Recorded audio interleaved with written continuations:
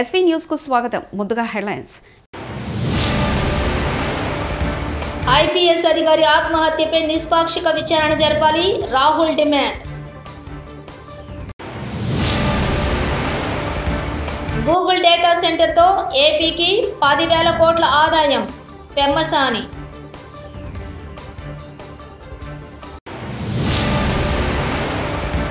గతంలో రాజీవ్ గాంధీ చనిపోతే ఎవరూ మీలాగా దిక్కుమాలిన వ్యాఖ్యలు చేయలేదు, ఎమ్మెల్సీ తాత మధు.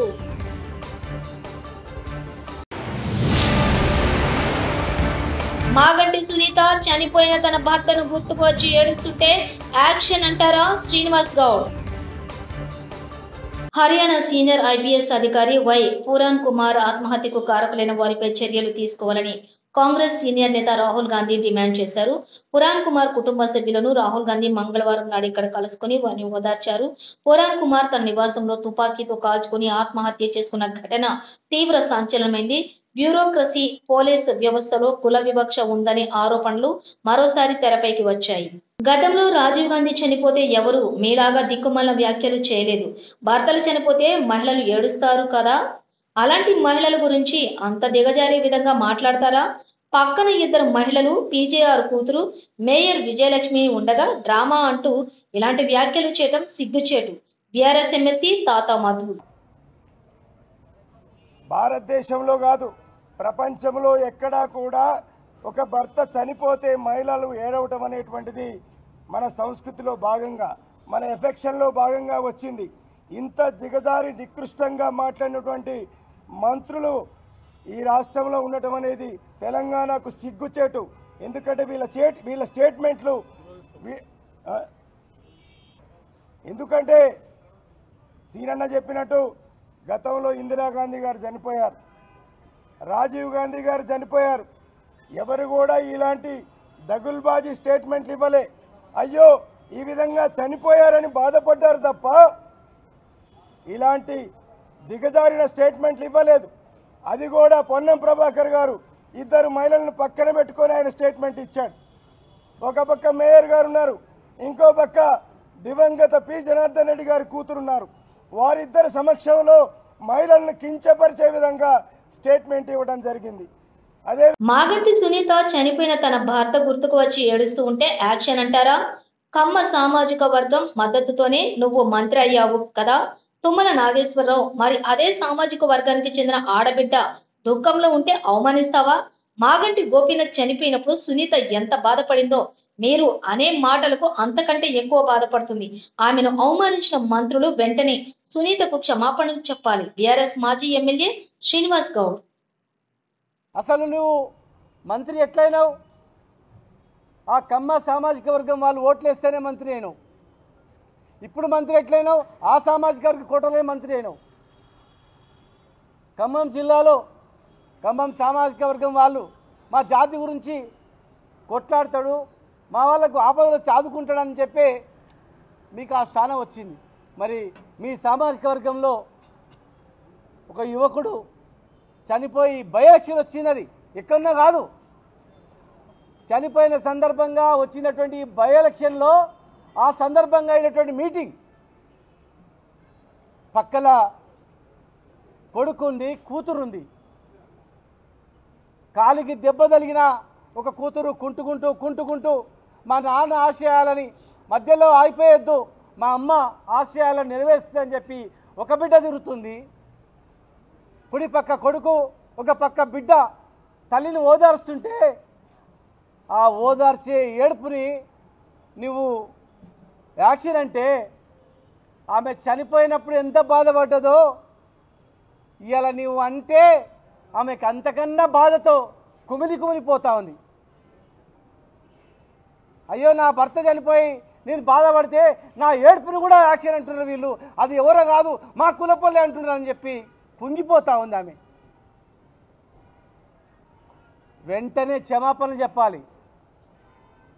పొన్నం ప్రభాకర్ గారు కూడా నేను అడుగుతా ఉన్నా, దయచేసి అలాంటి చనిపోయినటువంటి మీ పట్ల కూడా చాలామంది ఉన్నారు అట్లా బై ఎలక్షన్స్ వచ్చినాయి అట్లా జనంలో వచ్చినప్పుడు మొన్ననే చనిపోయిన భర్త గుర్తొచ్చి ఏడుస్తారు. ఏడ్చింది ఓట్ల గురించా?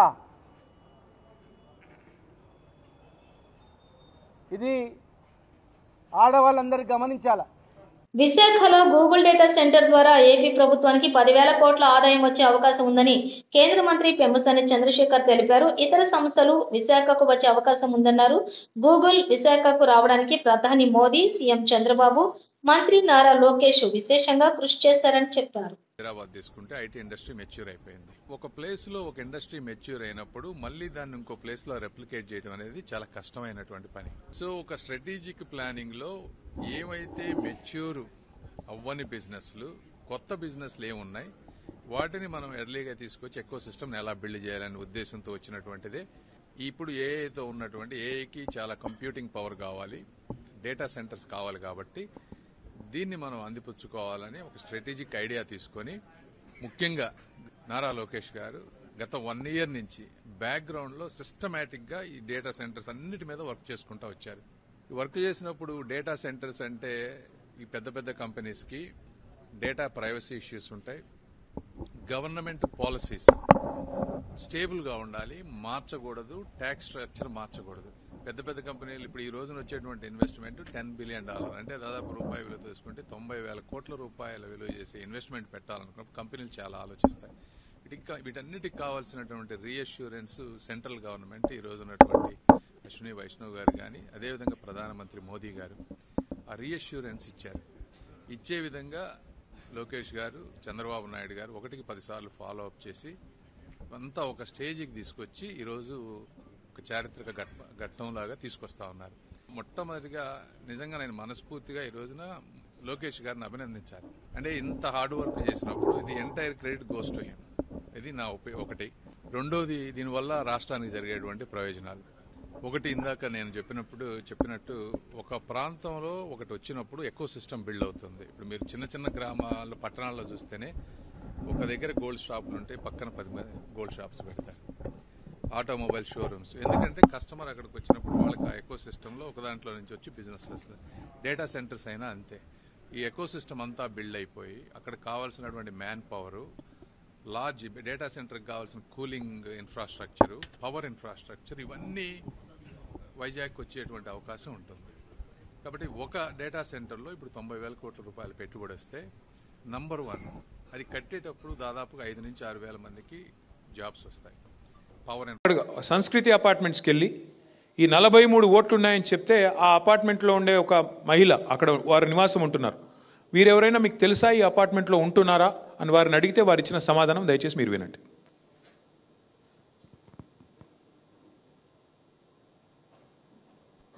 అసలు ఎవరు తెలియదండి. అసలు కంప్లీట్ గా ఎంటీ, కొత్తగా వచ్చాము అందరం కొనుక్కుని, ఇందులో ఈ అపార్ట్మెంట్ ఫ్లాట్స్ కొనుక్కుని. ఇంతకుముందు ఎవరున్నారనేది ఎవరికి తెలియదు. ఆల్మోస్ట్ 1.5 year నుంచి ఇది ఆక్యుపై అయింది. బిఫోర్ దట్ ఎవరున్నారు ఏంటనేది ఎవరికి ఇన్ఫర్మేషన్ తెలియదు. అందరూ నాన్ లోకల్ నుంచి వచ్చిన వాళ్ళమే, లైక్ ఈ సరౌండింగ్స్ నుంచి వచ్చిన వాళ్ళం అయితే కాదు. అయితే ఇక్కడ ఉన్న వాళ్ళు అయితే, ఈ లిస్ట్ లో ఉన్న వాళ్ళైతే ఎవరు లేరండి. సో ఎవరికి తెలియదు అపార్ట్మెంట్ లో ఈ బిల్డింగ్ ఉన్న వాళ్ళు. అండర్ కన్స్ట్రక్షన్ నుంచి చూసాం అందరూ. ఇక్కడ వచ్చిన వాళ్ళందరూ కూడా కన్స్ట్రక్షన్ లో ఉన్నప్పుడే వచ్చి చూసాం.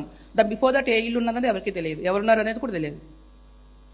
So, ఇది ఒక example. This is one example of Sanskriti Avenue Apartments where 43 voters, this was reported in media also. మీడియాలో కూడా ఇది రిపోర్ట్ చేయబడింది. 43 ఓట్లు ఒక ఇంట్లో. మరి ఇప్పుడు అక్కడ రెసిడెంట్ చెప్తున్నారు ఇక్కడ ఎవరూ లేరు, అయినప్పటికీ వీళ్ళ మొహాలు ఎవరో నాకు తెలియదు, నేను ఇక్కడే ఉంటున్నా, నాకైతే తెలియదు అని వారు చెప్తున్నారు. మాకు డౌట్ వచ్చింది మరి ఇంకా ఇట్లాంటి ఎన్ని ఉన్నాయని చెప్పి ఇంకొక చోట పోయాం. అక్కడ 21 ఓట్లు ఉన్నాయి ఒకటే ఇంట్లో ఉంటే అక్కడ పోయి చూస్తే 25 సంవత్సరాలు అయిందండి కేబుల్ ఆపరేటర్ గా నేను చేయబట్టి. ఒక్క నిమిషం, ఇది ఒక్కసారి ఆపమ్మ. ఇది బూత్ నంబర్ 125, ఒకటే ఇంట్లో 23 ఓట్లు. మాకు డౌట్ వచ్చి మళ్ళీ అక్కడ పోయాం. ఇంటి ఓనర్ పేరు నారాయణ గారు.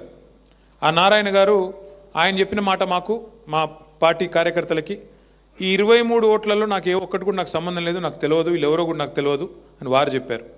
అట్లాగే అక్కడ ఉండే కేబుల్ ఆపరేటర్ ఉన్నారు, అట్లాగే ఆ పక్కింట్లో ఉండే ఆయన ఉన్నారు. వాళ్ళిద్దరు వాయిస్ కూడా తీసుకున్నాము. వాళ్ళిద్దరు చెప్పి, ఆ కేబుల్ ఆపరేటర్ గారు చెప్పింది మొదటి నుంచి ప్లే చేయండి.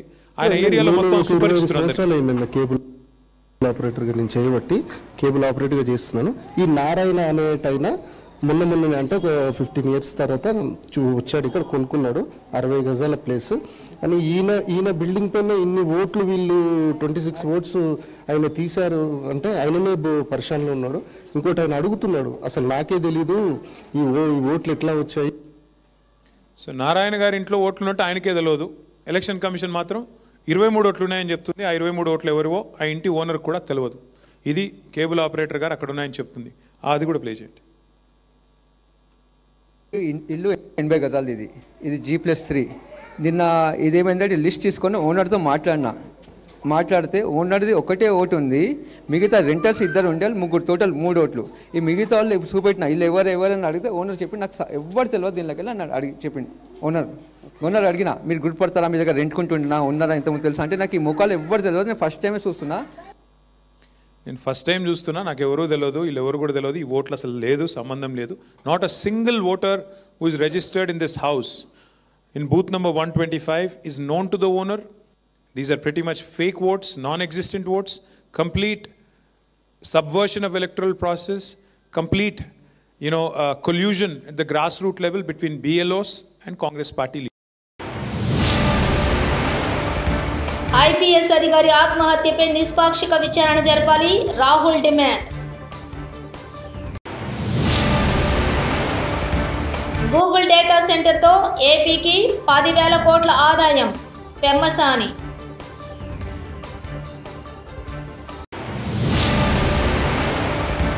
గతంలో రాజీవ్ గాంధీ చనిపోతే ఎవరూ మీలాగా దిక్కుమాలిన వ్యాఖ్యలు చేయలేదు, ఎమ్మెల్సీ తాత మధు.